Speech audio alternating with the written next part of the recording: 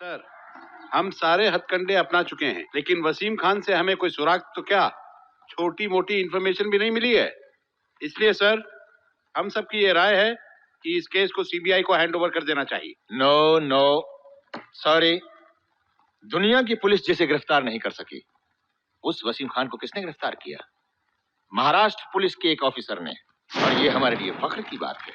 अब सिर्फ इसलिए कि हम उससे कुछ कबूल नहीं करवा सके, इसलिए इस केस को सीबीआई को सौंप दें। इससे हमारे डिपार्टमेंट की कितनी इंसल्ट होगी, कभी सोचा है आपने? नहीं, ये केस सीबीआई को नहीं सौंपा जाएगा। हमारे ही डिपार्टमेंट का कोई काबिल ऑफिसर इस केस को हैंडल करेगा। तो फिर जिस ऑफिसर ने वसीम खान को गिरफ्तार करके इस डिपार्टमेंट का रुतबा बढ़ाया है, उसे ही ये केस क्यों नहीं दे दिया जाए? बिल्कुल सर, डीसीपी आजाद से बेहतर और कौन होगा? ये तो अच्छे अच्छों की जुबान खुलवा चुके हैं। मिस्टर आजाद, क्या कहना है आपका? सर, मैं ये केस लेने को तैयार हूँ, लेकिन मेरी कुछ शर्तें हैं। शर्तें? सर, हम जेल में क्रिमिनल्स को इसलिए रखते हैं ताकि वो सुधरें, लेकिन ऐसा होता नहीं है। आज जितनी भी जेलें हैं सब उनका अड्डा बन चुकी हैं, जहां वो सेल्यूलर फोन्स के जरिए अपना गुंडा राज चलाते हैं। और ऐसी किसी जेल में हम वसीम खान को रखकर पूछताछ नहीं कर सकते। इसलिए मुझे वसीम खान के लिए एक स्पेशल सेल चाहिए, जहां सिर्फ मेरे सिलेक्टेड ऑफिसर्स होंगे। Okay, go head. Thank you sir.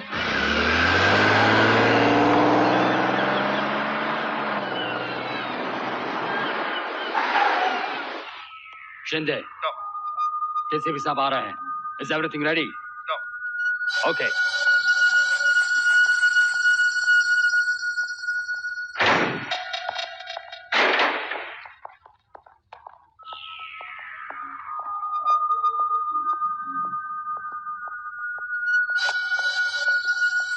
Good morning sir. Good morning.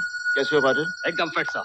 Sir, आपने मुझे अपने साथ रखा, इसके लिए थैंक्स। आइए सर।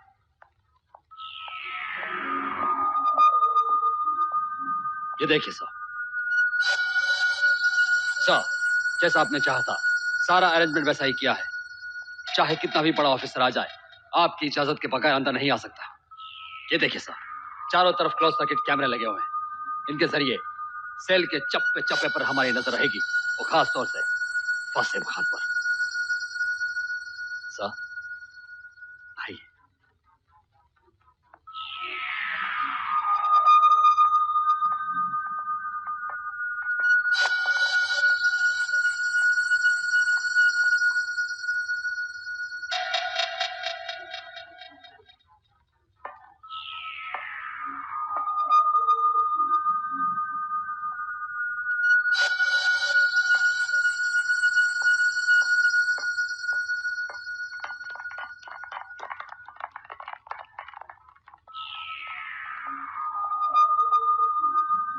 यहाँ से कोई भी आगे नहीं जा सकता, सिर्फ तुम जा सकते हो पाटिल। Right sir. ये हथियार जो तुम लोगों के पास हैं, ये उसकी हिफाजत के लिए। तुम लोगों की वजह से उसे कोई भी तकलीफ नहीं आनी चाहिए। Is that right? Patil? Yes sir. वो बहुत शातिर है।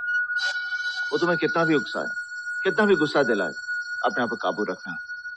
जिस तरह तुमने गुस्से में आकर दादर वाले गुंडे के हाथ काट दिए थे ना, वैसी गलती मत करना। Sir, I will be careful this time. To your places, you too.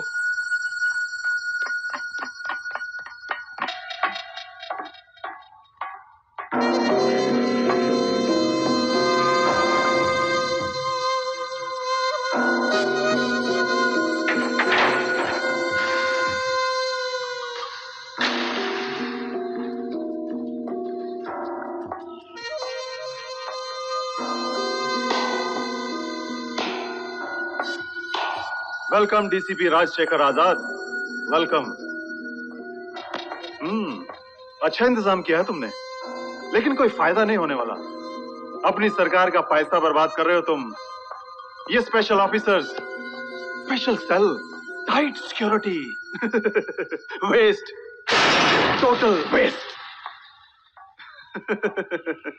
तुम मुझसे कोई सुराग या कोई सबूत हासिल नहीं कर सकते, अभी नहीं, कभी नहीं।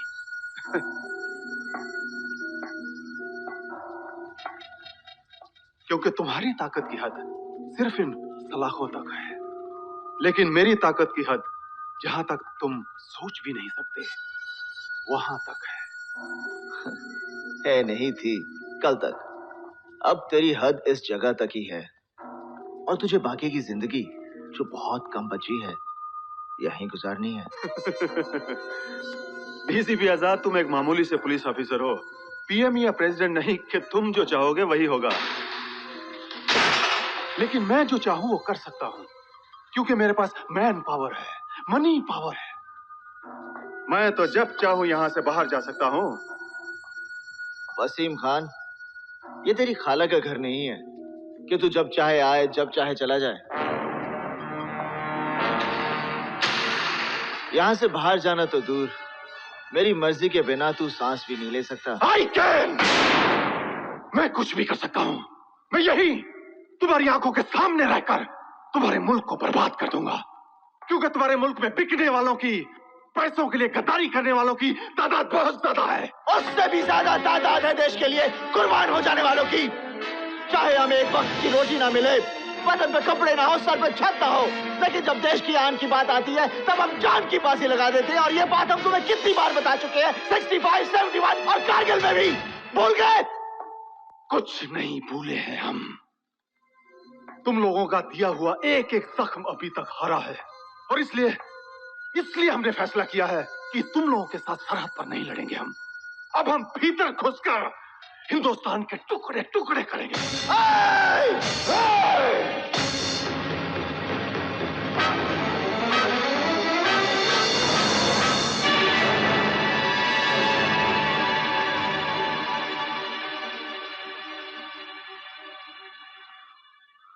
तू जिंदा इसलिए है क्योंकि मेरी कस्टडी में है। हम हाथ मिलाना भी जानते हैं, हाथ उखाड़ना भी। हम गांधी जी को भी पूछते हैं, चंद्रशेखर आजाद को भी। मैं भी पहले प्यार से समझाता हूं, फिर हथियार से। तू किस तरह समझना चाहता है, फैसला कर ले।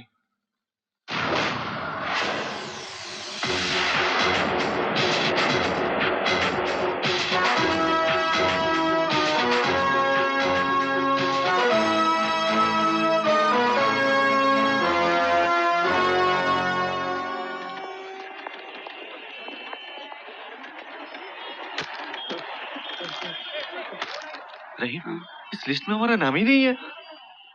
रहीम, चल बाहर आ।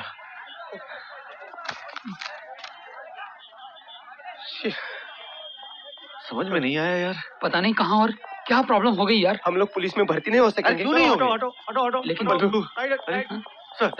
सर, हमारा तो टेस्ट ठीक था सर। चेस्ट हाइट सब कुछ परफेक्ट था। हाँ sir, high jump, long jump, इन सभी खेलों में हमारे नंबर सबसे ज्यादा थे सर। फिर भी लिस्ट में हमारा नाम नहीं है सर। सर आप चेक कीजिए, कहीं कंप्यूटर में खराबी होगी। कंप्यूटर में कोई खराबी नहीं यंग मैन, खराबी यहाँ के पूरे सिस्टम में है। ये जो तुम लिस्ट देख रहे हो ना, यहाँ के सीनियर ऑफिसर्स ने अपने हाथों से बनाई है, और जाहिर है अपने हाथों से वो अपने आदमी का नाम लिखेंगे, किसी और का तो नहीं। मेरी सलाह मानो, यहाँ की नौकरी की तलाश में अपना टाइम वेस्ट मत करो, कुछ काम धंधा करने की सोचो। जाओ। पर सर सुनिए तो सर।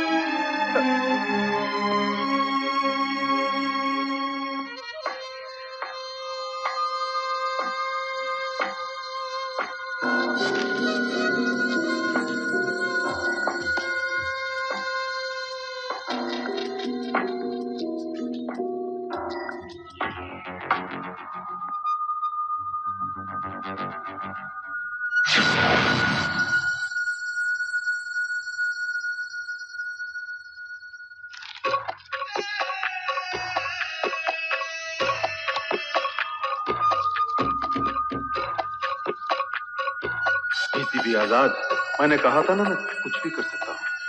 अब देख मेरा मैसेज मेरे आदमियों तक कैसे पहुंचता है।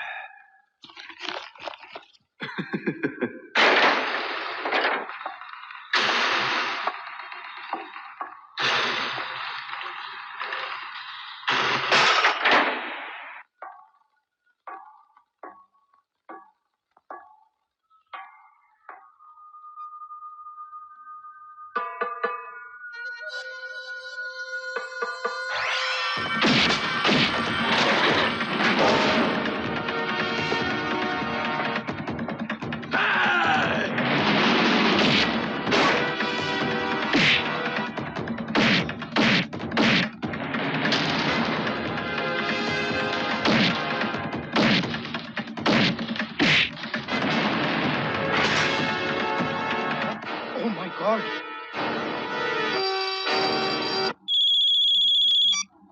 हेलो सर मैं शिंदे बोल रहा हूँ। वासिम खान पाटिल को बहुत मार रहा है सर। क्या? Yes sir. Oh God. अच्छा देखो, तुम लोग जल्दबाजी में वसीम खान के साथ कुछ मत करना, मैं वहीं पहुंच रहा हूँ।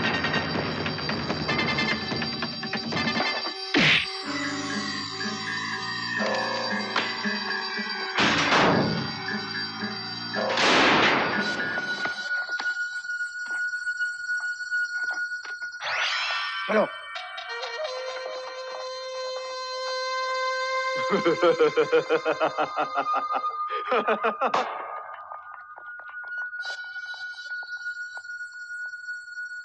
तो ये उसके लिए सेल में खाना लेके गया था, अचानक उसने हमला कर दिया सर।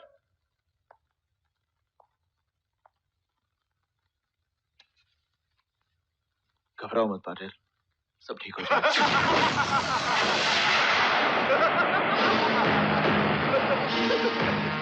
इसे तुरंत हॉस्पिटल ले जाओ।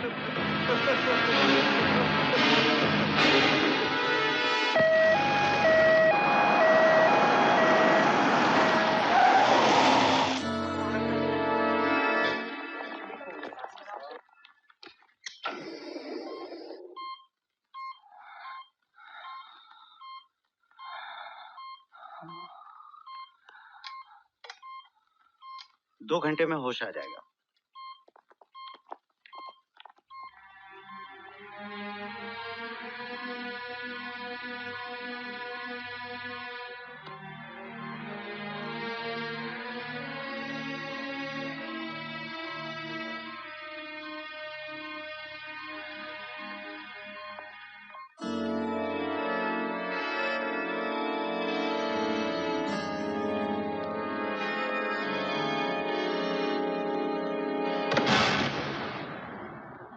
चेकअप। ओके।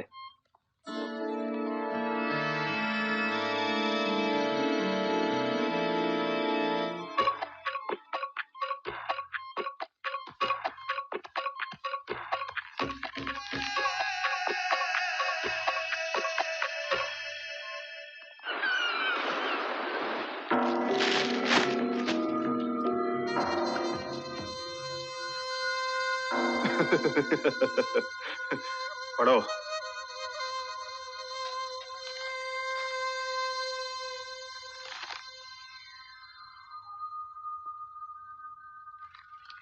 आजाद। डीसीपी राजशेखर आजाद। मैंने तुमसे कहा था ना कि मैं कुछ भी कर सकता हूं।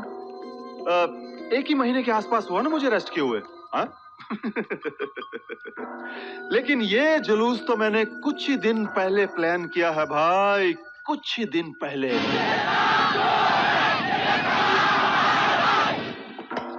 थोड़ी ही देर में मेरे लोग जुलूस में शामिल हो जाएंगे।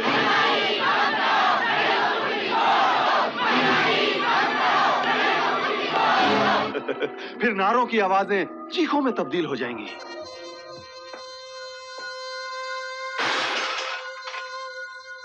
मैं तुम्हारे स्पेशल सेल में बैठे बैठे सैकड़ों लोगों का कत्ल करूंगा।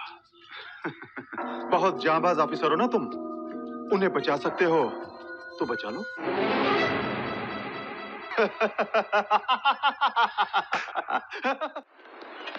सर, जोगेश्वरी में दंगे शुरू हो गए। Let's go.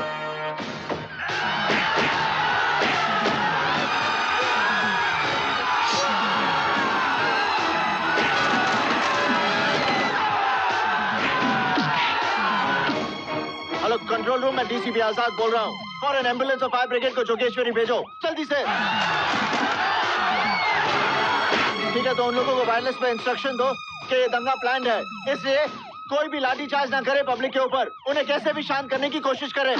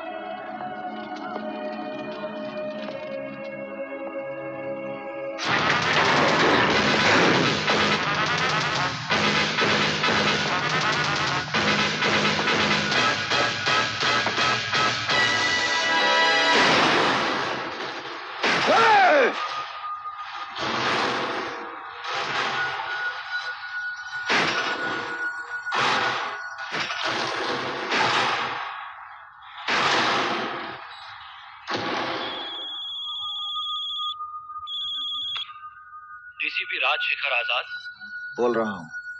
वसीम खान को मारने से पहले ये नहीं जानना चाहोगे कि वसीम खान कौन है और उसने जेल में बैठे बैठे किस तरह किसकी मदद से पहले जुलूस फिर दंगा ऑर्गेनाइज करवाया? अगर जानना चाहते हो तो आज रात 11 बजे ससून डॉक्स के कंटेनर यार्ड में अकेले आकर मुझसे मिलो। ठीक है।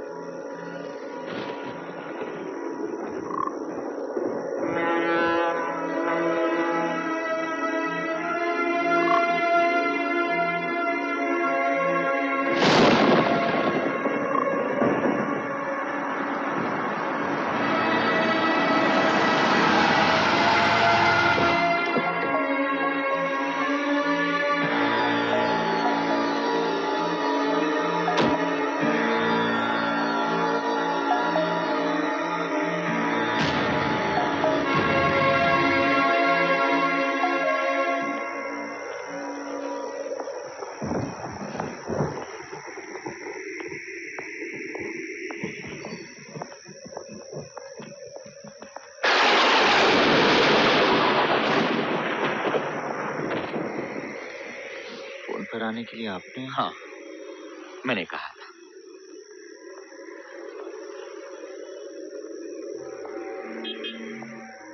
वसीम खान के बारे में आप? यस, वसीम खान सिर्फ एक टेररिस्ट ही नहीं, वो एक पावरफुल इंटरनेशनल रैकेट का हिस्सा है। उसे कस्टडी में तो कर सकते हैं लेकिन कंट्रोल में नहीं। उसे कोई भी कंट्रोल में नहीं कर सकता। तुमने जब से उसे गिरफ्तार किया है मेरी परेशानियां बढ़ गई हैं। तुमने उसके खिलाफ कोई सख्त कदम उठाया तो इंटरनेशनल इशू बन जाएगा। उसे बहुत दिनों तक कस्टडी में रखना डेंजरस होगा, इसलिए जल्द से जल्द उसे सेफली इंडिया से बाहर भेजना होगा। What? आपको मालूम है आप क्या कह रहे हैं? Sir, sorry sir.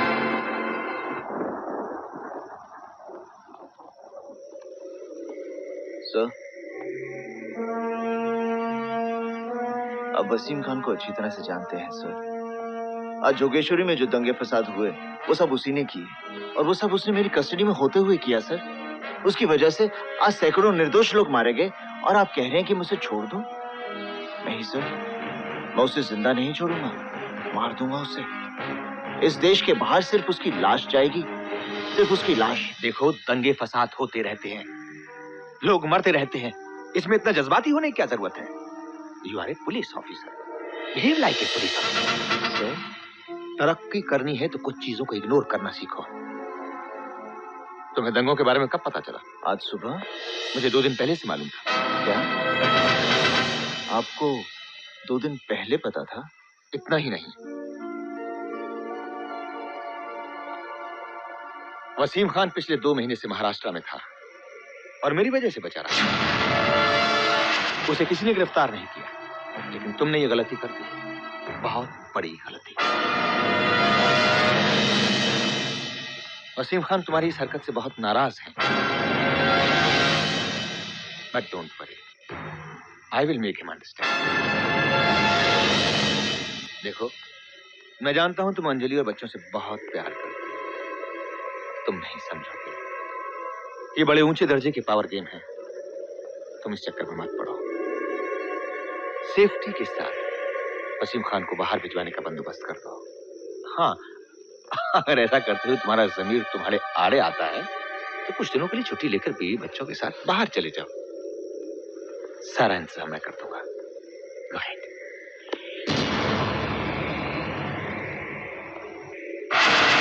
सुनो, तुम्हारी स्पेशल सेल में जो ऑफिसर्स हैं उनकी मौत की खबर सुनकर तुम परेशान मत होना, क्योंकि वसीम खान के निकलने के लिए उनका मरना बहुत जरूरी है।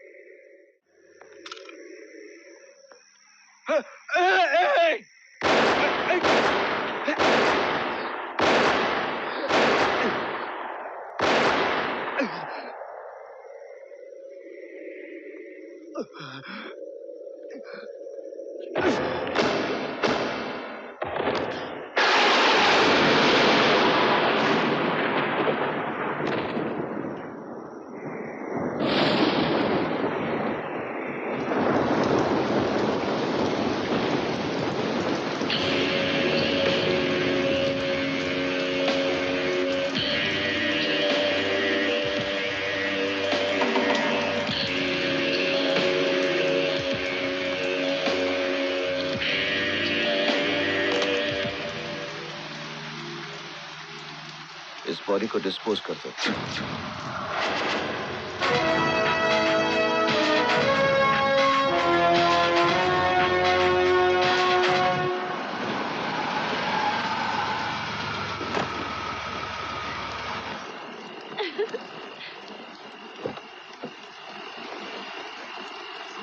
कब से इंतजार कर रही हूँ मैं, जल्दी अंदर चलिए। क्या देख रहे हैं, चलिए ना। बैठिए बैठिए, आपको कुछ बताना है। पता है आज मैं बहुत खुश हूँ। एक मिनट।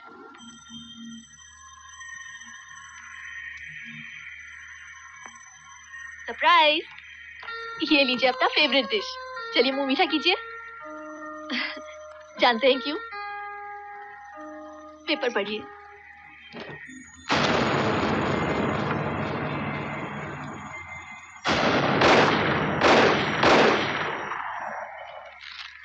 पापा को स्टेट अवार्ड मिला है। आप तो जानते ही है ना कि मैं पापा से कितना प्यार करती हूँ, लेकिन फिर भी उनसे मिलने नहीं गई, फोन तक नहीं किया। पता है क्यों? क्योंकि आप उनके इकलौते दामाद हैं, और अगर हम लोग कल साथ में जाकर उन्हें बधाई दें तो उन्हें बहुत खुशी होगी। मैंने तो स्पेशल आहार का ऑर्डर भी दे दिया है।